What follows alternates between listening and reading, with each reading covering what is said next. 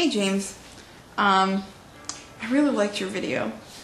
I wanted to kind of express my own opinion on some things that I think people forget when thinking about Wicca. I've heard a lot of people, some locally and some on the internet, talk about how Wicca is this coven-based, initiatory, mystery cult religion. And to a point, they're correct. That's how it started, obviously. But let's think about, the times that they were living in. Back in 1939, when Gardner first formed his coven, there wasn't... First of all, they didn't call it Wicca. Secondly,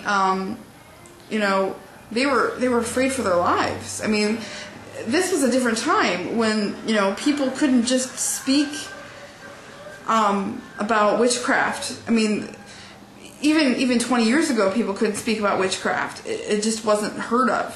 So we are living in different times than, they did back then. And obviously, we could always return to that, but I don't think it's going to happen. Gardner's Ardanes, and I call them Gardners because I think that he made them up, even though he claims that they were from the New Forest Coven. He didn't introduce them until 1957 into his own coven. And that was after an argument with Doreen Valiente. So it kind of makes you wonder. Also, some of the language is very anti-feminine. And it kind of goes against some of his earlier writings where he talks about, the balance of God and Goddess and the feminine energy, which he speaks about in The Truth About Witchcraft. So I kind of think that it was a little bit of a lashing out. Obviously, Gardner was a bit of a sexist. Many occultists back then were, Aleister Crowley as well.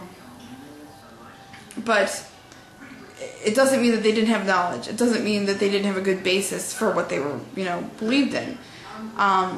Here's my definition of what Wicca is. Based on the authors that I've read, I'm a big fan of Ray Buckland.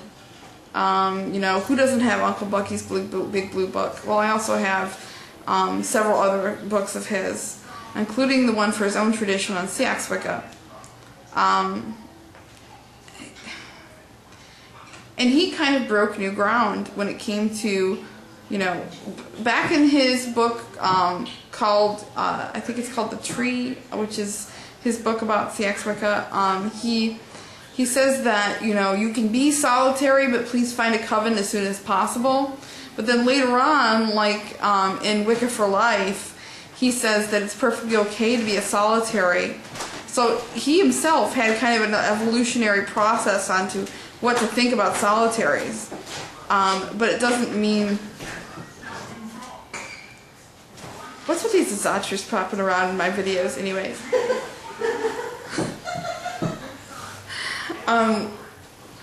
So it doesn't mean that, solitaries aren't valid.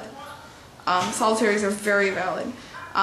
One thing that Buckland came to realize, and one of the things he said, was who initiated the first witch? After all, Wicca is supposed to be a revival of the old religion, with new and modern thinking, modern concepts, modern philosophies added to it. So, when you think of it from that way, Wicca may be a mystery religion, but that doesn't mean that you have to hold the mystery within. It's about discovering mysteries. It's not about keeping things secret. The word occult means hidden knowledge. It means something you're supposed to discover for yourself. It doesn't mean something that people are supposed to keep hidden away from others. I think that there's a place for people in covens, and I think there's a place for people who are solitary. And I think that it comes to a person's personal comfort level to what they were comfortable with. I think that people should have solitary experience and coven experience ideally, but that's obviously not the ideal thing. Yes, we are the fastest growing religion in the United States and in Canada, But that doesn't mean that it's easy for people to find covens. It doesn't mean that the new and young up-and-comers in Wicca, who are, you know, sometimes 13, 14, 15, 16 years old, are going to be able to transport themselves from one place to another to find a coven. It's not always possible.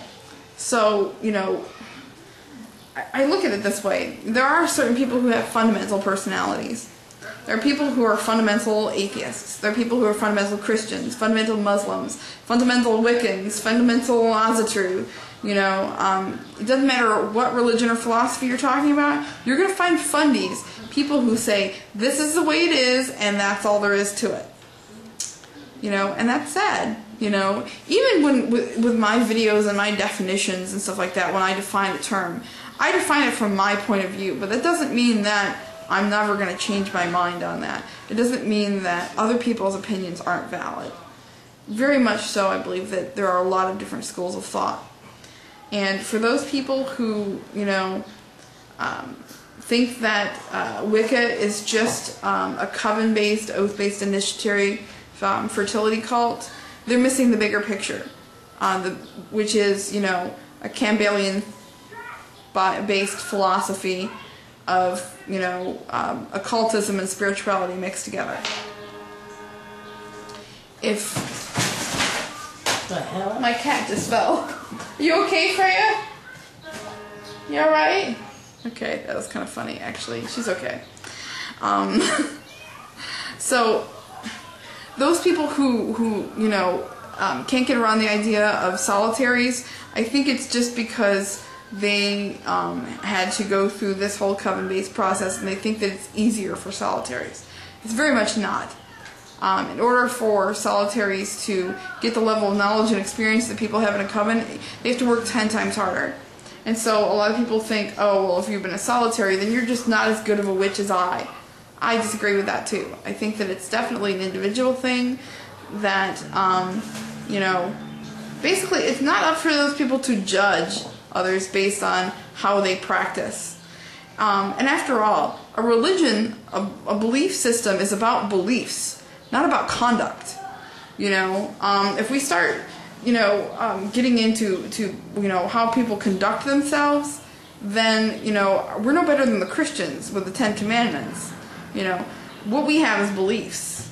We have beliefs based on, you know, God and Goddess. We have beliefs based on the elements. We have beliefs based on, you know, how parts of nature coincide within those classical elements and, you know, energies. But that doesn't mean that we have to behave a certain way. And that includes the read, which is advice, by the way, and not law. Anyway, I'm totally rambling. I just wanted to support you in your effort to assert yourself as a proud solitary Wiccan. And, you know, I think you were one of the people, James, that kind of changed my mind a little bit on teenage witchcraft.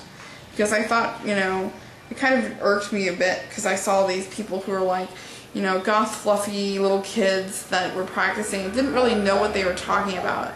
But you are different. You have knowledge. And being that you are, I think you're 16, right? 16 or 17. You know, with the level of knowledge that you have now, I can just only imagine when you're my age. You're going to be a leader. You know, if you want to be. And I totally respect you for that. I respect your opinion. Anyway, I'm rambling. Bye.